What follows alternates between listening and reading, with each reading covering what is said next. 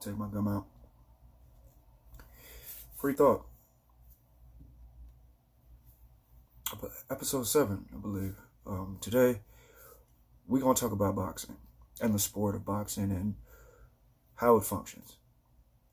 Now, the simple thing, it is a sport where two men or two women take place in a ring, and they have a set number of rounds and a set number of time to score with their fist and beat their opponent either into a knockout where they can no longer stand on their feet, a technical knockout which shows that they can no longer continue due to sustained punishment, injury, or ref or corner stoppage, or by a decision held by 3 judges where a score is tallied up and they go by the base of rounds that were fought and the effectiveness of whichever fighter won said rounds, and sometimes can end in a draw. Now, outside of that, what we have today in boxing is very high caliber fighters. To me, my personal opinion, they're the best trained athletes in the world due to the fact that they are conditioned in cardio, speed, strength, stamina, endurance, all the things that a set number of sports, they all use, but they use it to the minimalist of, I would say, capability. Because if you are a football player and due to your position, yeah, stamina is needed. That's 100%.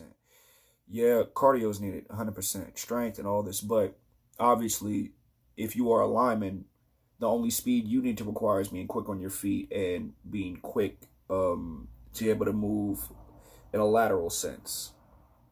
But regardless of that, I'm not here really to compare other sports too much. But what I'm saying is boxing is just, to me, the best trained athletes in the world. Now, with that being said, we have opportunity to really see what it's like for 2 men or 2 women to go against each other and really duke it out in the most, I would say, natural sport of our existence as humans, which is fighting.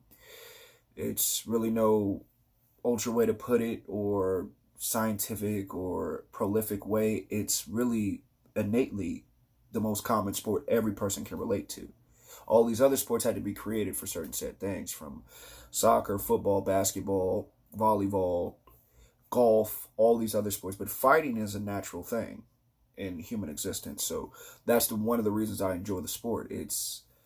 It goes back to our innate of beginning, the first encounter of physical contact, violently at least. And boxing is also, it's also a great way to stay in shape, to be focused on a goal, on a linear goal where it's all on you. If you lose, that's all combat sports, but in staying in the sport line, boxing, it's all on you. It's all on you. If you lose, it's on you. If you win, it's on you. If you don't perform and you end up to a draw, it's on you. And you got to take your opportunities as they come. Other team sports, it may not all. Yes, the whole team holds the blame, but in all reality, it may not be your fault. So with boxing, it is a sense of, you see a sense of desperation in fighters. When a fighter takes a chance and they know they're down on the cards and it may be the 6th round of an 8-round fight and they got to push to get this person out of here. So they got to use everything they got in order to win. And they got to use it in a means where they can get seriously hurt. And it's all on them. The trainer can only do so much. And that's what I really do enjoy about the sport of boxing. Then you have champions, guys who are slated to be the best in their division and best in their organization, because you have 4 or 5 major sanctioning bodies in boxing. I'm not going to go through all of them. Please look them up if you care to know how champions are sanctioned and how they separate the champions among the major sanctioning bodies and how do people contend for these titles.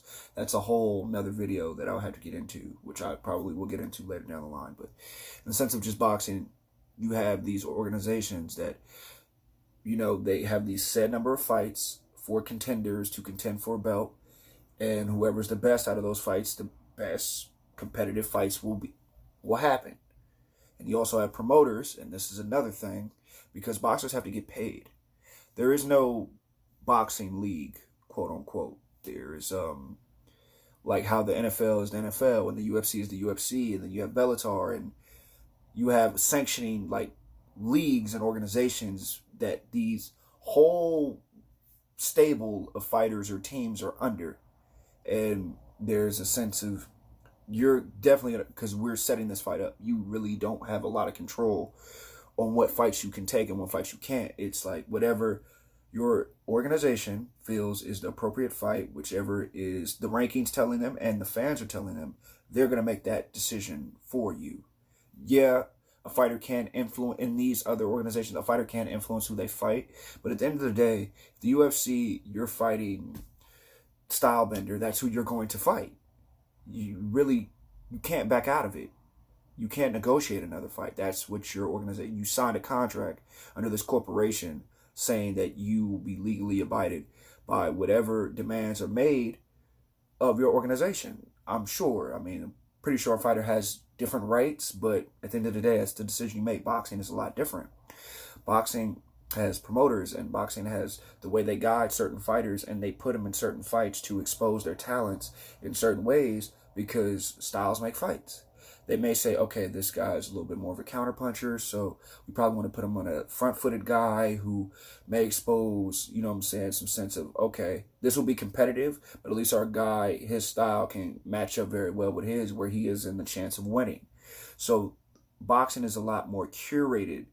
It's a lot, more tailored into what is the best opportunity for the fans to see a great fight, what is the best opportunities for the fighter to be in the most competitive fight where they have an advantage to win.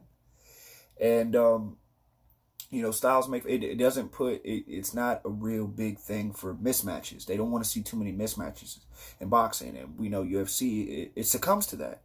You have fighters who sometimes don't have the business to be in the ring with another, or octagon and with another fighter. But I need to stop comparing sports. But what I'm just saying, I'm just trying to make an analogy for you so you can understand how boxing fights are set up and the difference from other combat sports being set up. This is the reason why in boxing, the first round knockout is so hard to kind of get, because if you're lengthened in your pro career, now they're going to put you in with the best of the best to help push you into a new atmosphere of stardom, so you can now put butts in seats, bluntly speaking. Now, with that being said, so you will see the boxing fights that, no, okay, they aren't overly aggressive all the time. They're fighting in spurts. There is no knockout. What's going on? So the reason being is because they are fighting the best of the best at this point. This is just making a generalization. I'm not putting on any specific fighter. This is just how boxing gets to the point where it's at. They're fighting the best of the best at this point. So knockouts and the big, sometimes explosive punching nonstop isn't going to happen. These guys are smart. One, they've been in the game a while. The object of the game is hit, not get hit. And they're going to take it round by round on what they see and what opens up. They're not just going to start throwing bombs. You understand? Maybe when they had their first 10 or 15 fights, they were privileged to that. They were privileged because the opponents that their promoters and sanctioning bodies were authorizing, they had them in the right space where they can showcase a sense of talent to show that they can fight with the best. And the guys that they're fighting down here in these rankings can't really compete with their skill level. So now they need to fight a higher skill set of fighters. This is what you call elite. So now that they're fighting the elite fighters, they have to take it round by round, take it slow, take the openings as they come. Yeah, they're going to force the action. Yeah, they're going to feel a certain sense of comfort to take this chance or open up to this chance or open up to these, risk. Because this is boxing. This is a real thinking man's game now when you're fighting the best of the best. So when you have maybe a unified fight, yeah, it has a chance to be exciting.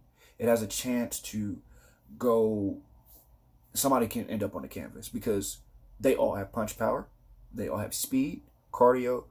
There are the peak physical condition of what champions are. Obviously, because if they made several sets of title defenses, they're not just holding on to the belt. They really are defending their belts. So you'll be privileged to that from time to time. Now you can move on to super fights. Now these you have two major superstars.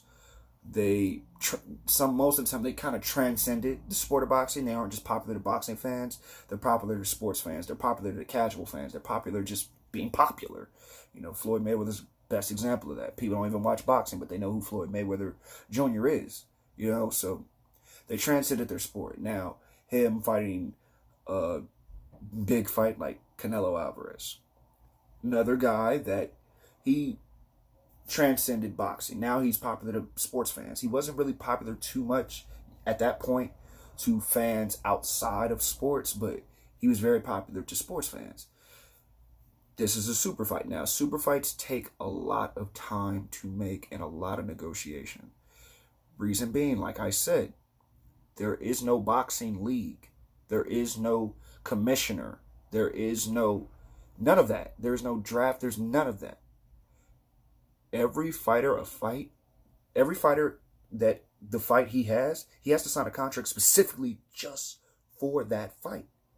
Just for that fight. There's a sense of negotiation. People got to get paid. Camps got to get set. Is he ready? Is he going to make weight? All these things are considered. Drug testing. When is the fight going to happen? Where's the venue? What's the split percentage? What are we splitting at the gate? TV rights. All these things are considered. So when you see these super fights that are being talked about and rumored and all of this, there is such an intricate way that it needs to happen that it isn't just get in the ring and fight. It isn't that simple because, one, people need to stop saying it needs to go back to the old days because a lot of boxers died broke. A lot of boxers lost their money. They didn't make the smartest business decisions on who were representing them. And it was just not a good time business-wise for boxing for the fighter being equally represented and treated right. Now we're in a much more business-savvy time. Fighters are much more involved in the way their fights made and what their contracts look like and how much they're getting paid. They have lawyers, they have managers, they have accountants now. So they have all these things involved on how much money they're going to make and the risk they're taking because they're risking their lives. At the end of the day, they're doing something probably 95% of the world population either can't do or won't do, regardless they're not doing. They are taking a major risk and saying, I'm going to get in here with an individual who has the capability to kill me. Not hurt me, kill me. Because understand, people used to die doing this. Because the sport has a brutal history. Richest history, but brutal history. So when you get to these super fights, due to the risk they're taking, because again, they're fighting the best of the best. So they're fighting the strongest, the fastest, the quickest on their feet, has the best reaction time, great counter puncher, real heavy fucking front-footed fighter. Excuse my language, but a really good front-footed fighter. You know what I'm saying? He has a sense of knockout streaks, blah, blah, blah, blah, blah, etc. So they have to be very smart on what they're going to do business-wise to take this fight. Because when they have a family to feed, they have things that they're invested in that they want to see happen for themselves. So again, I agree the super fights need to happen because as a fan, not really caring for all the other things of the atmosphere of boxing, you want to see that fight. I want to see the super fights. Of course I do. I'll be foolish to say I don't. Or disingenuous to say I don't. Of course I do, but I understand when they don't happen right away. I don't get mad. I don't get frustrated. I don't blame this promoter or that promoter because I don't negotiate these deals. I don't negotiate these contracts. I don't set venues. I don't promote fighters. And I don't protect egos. Because fighters do have an ego. And boxing is a sport, if you lose, everything can change for you. At least with organizations like, if you fight for the UFC, okay, let's say Cody Garbrandt lost, right? But that doesn't diminish his possibility to go back up in the rankings. Because UFC has a sense of rankings. If you win enough, you will put yourself back in a spot where you can win. You got guys like Robbie Lawler who has 10 losses. You understand if you were in boxing and you had 10 losses, you would pretty much your chances of getting to a title slim to none. Slim to none. So boxing is a sport where one night can change your life. Win or lose can change your life. So they're really, every night they throw it on the line, one loss could change everything for them. It can. Now, the beautiful thing, we aren't riddled with a whole bunch of undefeated fighters who set a standard. If you're undefeated, you're the best, whatever, because that's not technically true. You don't have to be undefeated to be great. Lomachenko lost his first fight, but people still consider him the best pound for pound fighter in the world. You know what I'm saying? Sean Porter lost several fights, but he's the WBC welterweight champion of the world. You see what I'm saying? Sergey Kovalev lost 2 fights to Andre Ward, 1 fight to Elder Alvarez, but people still consider him one of the hardest punchers in 175. You see what I'm saying here? That these fighters, although they may have a defeat, does not diminish them. Chris Eubank Jr., still one of the most dangerous combination punchers in the super middleweight division. You get what I'm saying? Their boxing and its whole atmosphere, if you really want to be a true fan, the more you understand it, the more you open up your mindset to it, the more you will appreciate about the sport of boxing. You will appreciate when the super fights do happen. You can say, God, thank you that these 2 men or women finally got together, found sense, and where they both can capitalize off this event. Because both deserve to capitalize off this event, whatever the super fight is. They deserve to get a sense of wealth that can only be fathomed by the normal person. Because they are selling out most likely an arena. They are selling over 1 million pay-per-view buys. And they're getting a hell of a gate price. They deserve everything they get. Seriously. 100%. They are training their asses off. They are training where the normal person will probably pass out from exhaustion, have a heart attack, or just collapse. Boxing is great to me.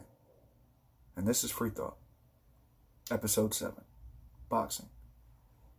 Like I said, Free Thought will be anything that comes to my head, and the more people watch it, the more people discover what I'm talking about and get more in tune with my mindset and want to hear what I have to say, the more we'll be open to discussion and doing lives and things like that. So tune in to Free Thought. It's going to be great. Peace, family.